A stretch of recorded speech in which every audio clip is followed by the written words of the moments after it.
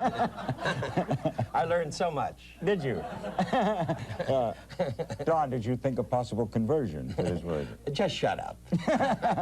I'm not interested in that. I have my own problems. Just a Jewish kid from the neighborhood in Los Angeles, and I wish the high priestess and her friend, Okie Finoki, whatever. Okay, wait a minute. You are not a parishioner of that church, then? No. I was a member for a while, and then I got tired. Okay.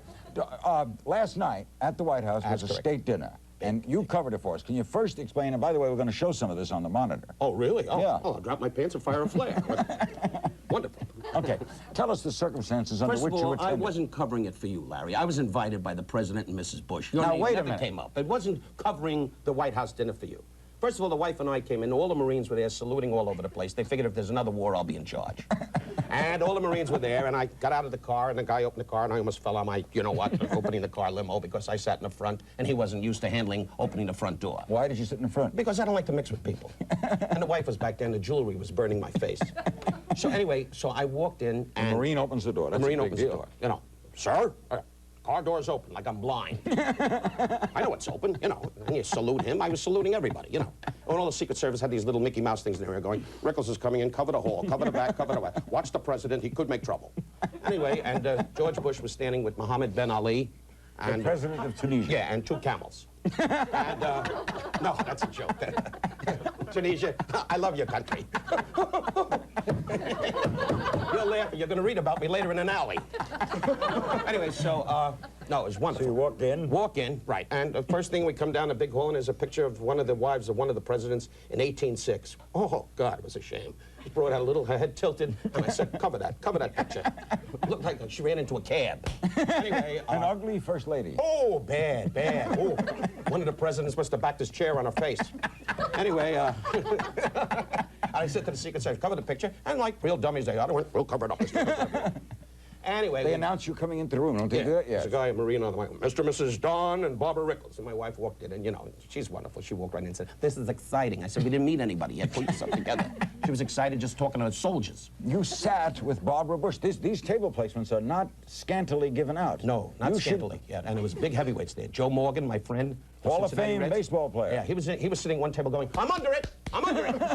Looking for pop flies. I don't know what the story. Who else was there? Frank Mancuso, Linda Evans. Linda Evans? Yeah, she was walking down the aisle going, and I'm happily married, and I kept going, oh.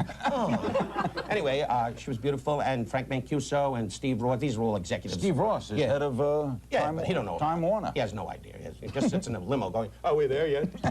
Anyway, sick man. It's a major figure. We have a shot of you. I think we have a shot of you at the White House. Have we shown that yet? Great.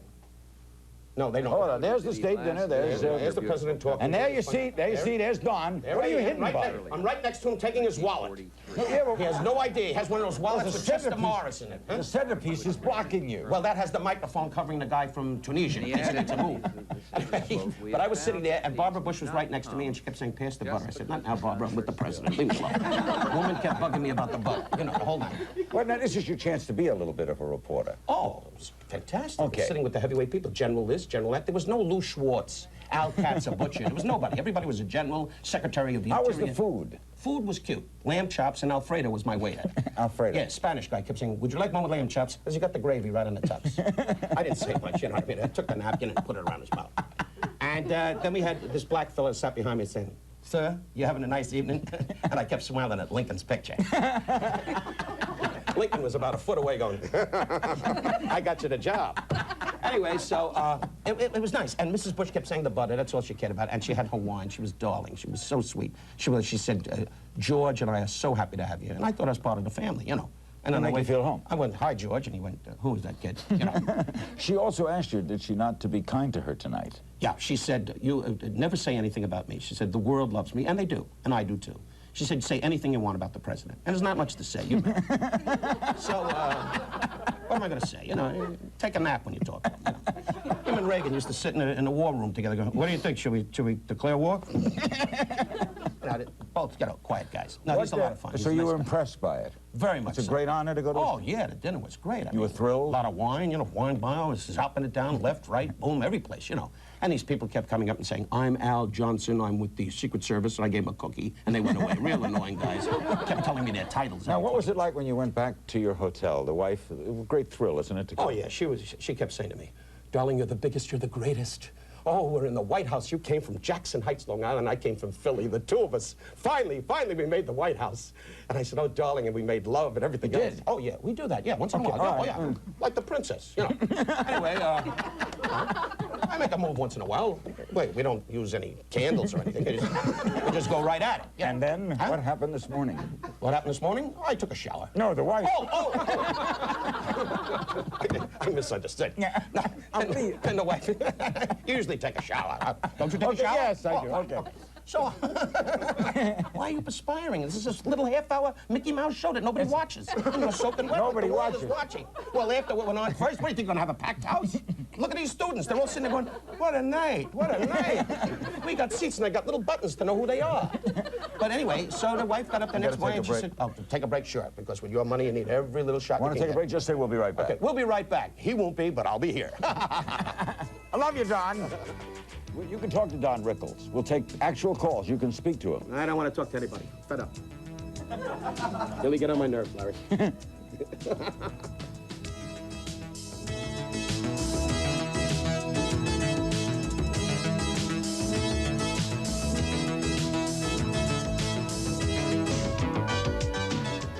Big town, that's a shot of beautiful downtown Philadelphia at night. my wife's- Big shade. Wife's Close to a hometown. great place. I thought I married money. Oh, was I surprised? Okay, let me just go over a couple things here. Surely. All right, on my blue card. Fine. We have a historic first for you tonight, folks. We have the world premiere. We're going to show you a clip. Don Rickles is going to star on June 5th on HBO. They'll show it many times after that. It premieres on June 5th. Tales from the Crypt, HBO's award-winning horror series. This particular episode directed by Dick Donner, the famed director of Best. Lethal Weapon and Right, Lethal Weapon 1, Lethal Weapon 2. Superman. Superman, and a lot of credits, and very, very big. You ask him. You play. I play a ventriloquist. Very good at that. Sort of a poor man's Edgar Bergen and Charlie McCarthy. And Bob Goldthwait, this wonderful comedian. He's a great Oh, kid. it's wild. Bobcat Bob. Yeah, Bobcat Goldthwait. And we play two ventriloquists. He's the underdog guy trying to make it as a And you're a ventriloquist. star. And I'm a star when it starts, and then everything goes downhill from there. And this is a real horror. It's a horror. It's something I don't think you can handle. But It's scary. it's scary, right. And you do the voice of the... I do the voice of the puppet, or the dummy, or puppet, whatever. the dummy. The dummy, and I do my own voice. Okay. I've always done my own voice. They wanted to change that, but we switched it. And What does the dummy sound like? Well, you'll hear the clip. Maybe it's on the clip. I don't know if it's on the clip or not, Larry. Because this is a first. This is a first. This has Larry. never been seen. Larry, this interview is starting to wear on me. Okay. Start to get to the meat, sweetheart. All You're right, starting okay. to stall All on. right. From Tales from the Crypt, directed by Dick Donner. What's the name of it? The ventriloquist dummy. Would That's you the name? tap on the set? Maybe it's going on. This scene from The Ventriloquist's Dummy. Watch. What are you saying? I'm crazy? Split personality? That I hear voices in my head in the middle of the night? I think you better go now, before Morty tries to hurt you. Morty can't hurt me. He's made of cloth and wood. You don't know what you're saying. I'll show you. Morty, please, not again. He's not real. He's just, look.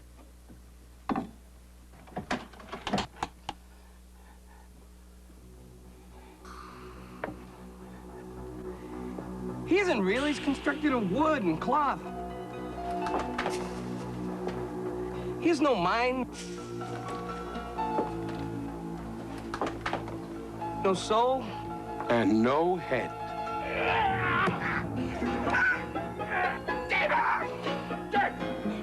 You know it all, huh? Know it all, you little...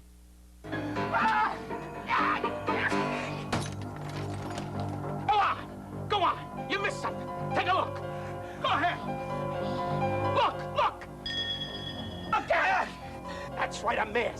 Morty's like me. He's real. He's flesh and blood.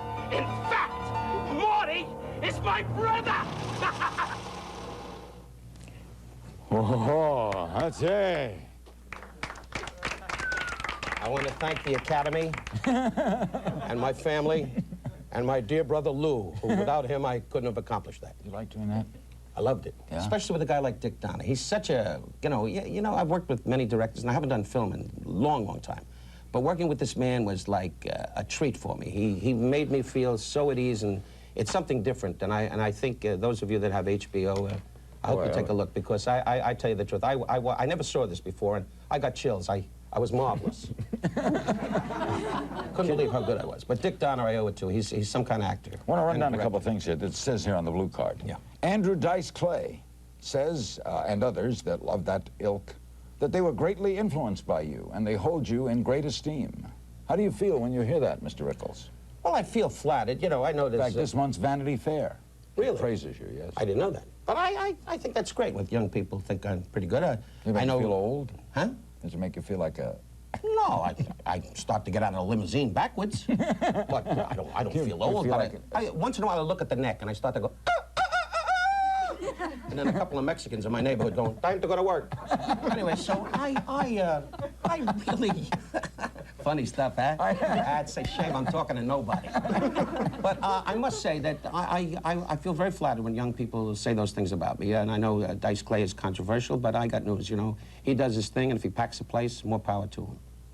Okay, and you have, ever since, you know, we've never discussed this, but you have been annually voted among the nation's best-dressed men by the Costume Tailors Guild of America. Really? That's wonderful. You didn't know that? No, for years I thought it was George Shearing. No, I didn't know that. No, that's wonderful. Well, I do dress Right. nice. Now, you know, you walk around in suspenders with a can of beer in your back pocket. I mean, I dress up. I mean, You don't like the way I look? No, but you always have this image with the, like, I get the feeling you should have a garter belt here that says, drink it, lose. You know what I mean? I dress like a nice Jew from Florida. All I need is a big chai in the middle. That would relax me. Why a monogram? Huh? I noticed that. DJR. Huh? I'm very That's for the impressed. doctor, if I get a heart attack, he knows where it is. Has my initial, he goes, hit that, and the paramedics don't have to come. We take some calls? Yeah, you look good, by the Okay. way. You lost a lot of weight since the Thank trouble you. with the heart. You look great, you really do. Thank you. I'll You give you a accuse me year, of tops. You'll linger, I know you. You'll linger just to bother me. With the glasses on, going, Springfield, Virginia. Hello. Yes, Don, I'd like to ask you a question. If you were as hyper when you were young as you are now hyper verbally, and if you were, I hope God has blessed your mother. Were you? God is blessed my mother. Good luck to you, sir. The institution will take it. You'll be in bed 6. Just give him a Valium, let him relax. Were you hyper-verbally as a kid? Oh, always, always. Well, sure, you got to be in this business. You are, too, you know. He's the only guy, I talk to the audience, to have an audience. He's the only guy you go out to dinner and you say, Larry, how do you feel? I feel great. How's your family? How's your mother? How's your father? Is your brother okay? Guy's like an eagle.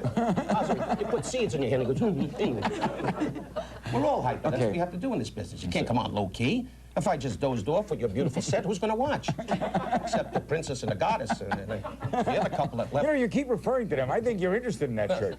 Well, the girl in the red dress started to get to me a little bit. Okay, I didn't get the city. Hello. Oakland, California. Hello. Hi, Don Rickles.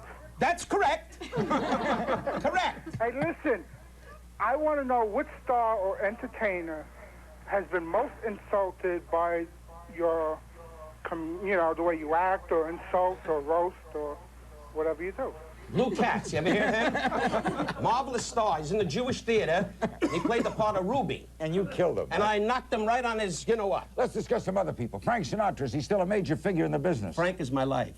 And if you make one crack about him, you're going to read about yourself as you drink water. Frank is your life? My life. I was at his home for Easter with his family, his lovely wife, Barbara. All the big stars, Roger Moore, Gregory Peck, George Slaughter, who you don't know is not a star, but hangs around a lot. What was it like at Frank's house? Oh, terrific. He got up in the morning, and I checked with the wife. I said, is Frank up? She said, yes. I said, we're up. You do exactly what Frank does. Frank goes to the bathroom, you go to the bathroom. Twice I didn't have to go, and I forced myself because he went to the bathroom. This man is my life. I swear to God. Now, you'll be we sit around, and he says, "Do you love Italy?" I said, "Absolutely." He said, "We bombed Jerusalem in the morning." That's how devoted I am to this man. All right. And we're going on a concert tour. I see this. Frank Sinatra and Don What is Rickles. this, a reading class? No. Everything but you was written all of a All right, sudden. no. You're going to headline a series of concerts beginning Friday, August 17th in Sacramento and traveling east. Traveling east. You and Frank. You and Frank and I in a monoplane with somebody in the back, an Italian guy going, "Keep it up, keep it up," blowing on us so the plane flies. Who opens the show? Naturally, Frank. What do you think I'm gonna let you? I'm gonna let this man come out at the end with the summer wind? It's over for him. I gotta carry him. Frank, if you're listening, little humor, sweetheart, little humor. Don't phone Sicily. Give me a break. We'll be right back with Don Rickles after this. You will.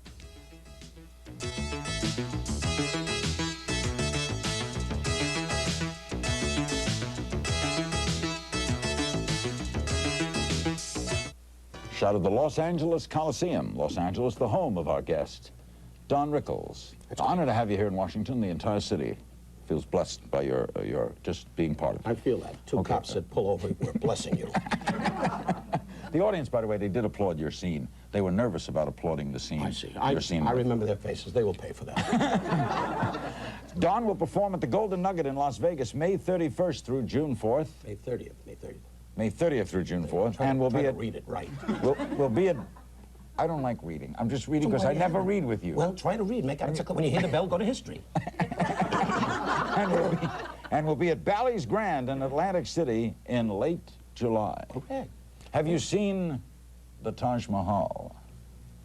The Taj Mahal I haven't seen, but the Mirage, that's the one. Steve Wynn's place in Vegas. What about That's my boss, and Steve Wynn's great. It's terrific. Lions run loose in the lobby. And the guy goes, "I'm Jewish," and the lion goes, "Ha!"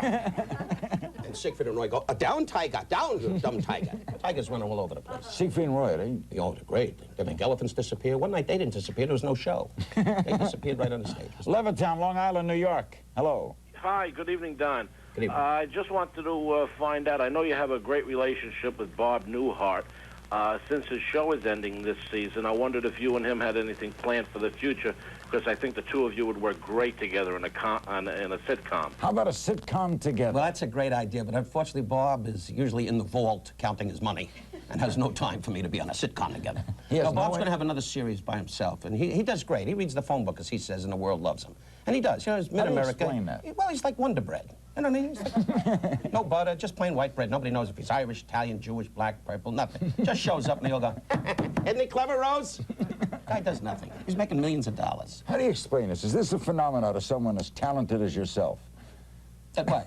I don't understand. The question hung up in the sky. No, it didn't.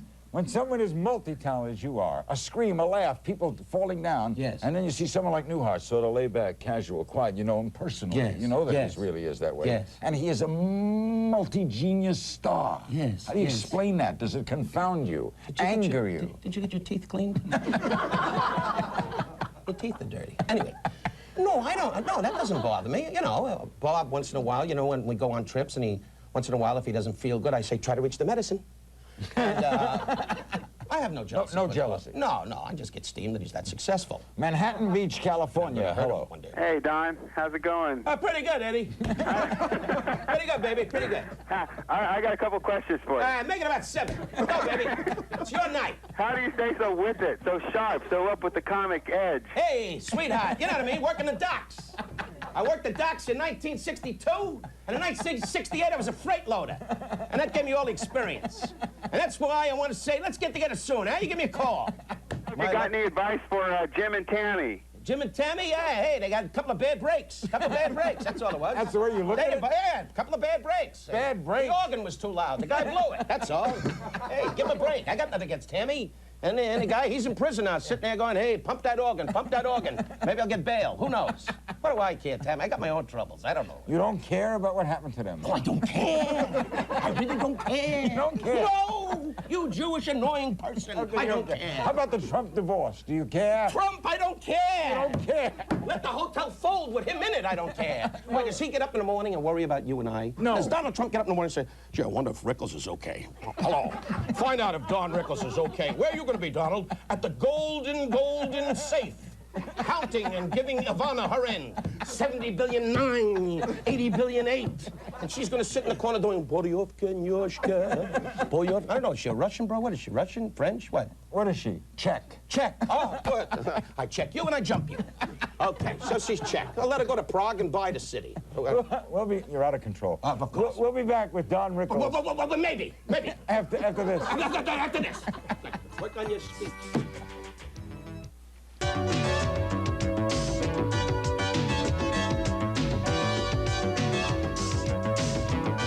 Give you a little travelogue of America here every night. That was Mama Leone's in New York, a historic spot. Whoa.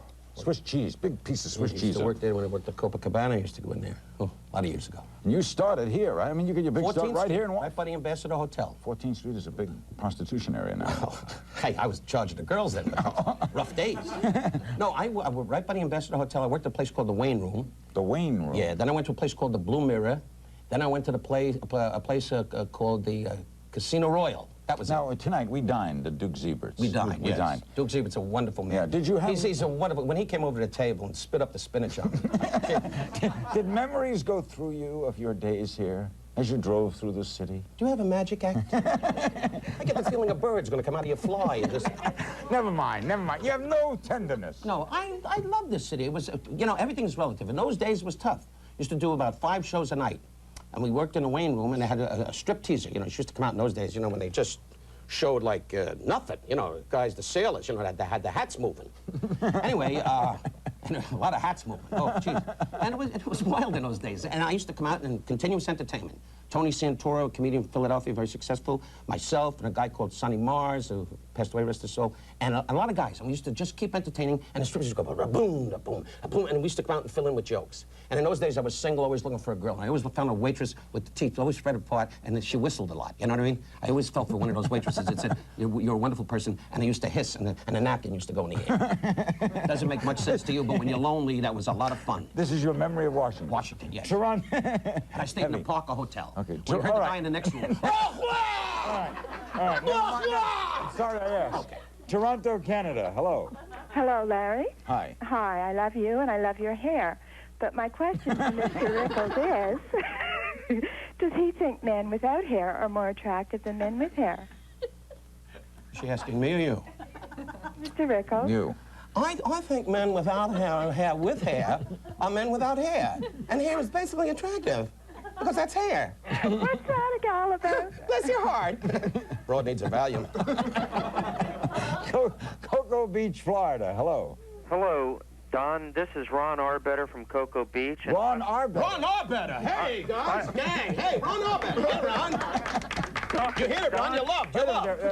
Don, I Get on would a like to float and ask circle you your if town. Miami played a big influence on your life while you were performing there as an early star. Yes, Miami was the key. A place called Murray Franklin's was one of my big starts.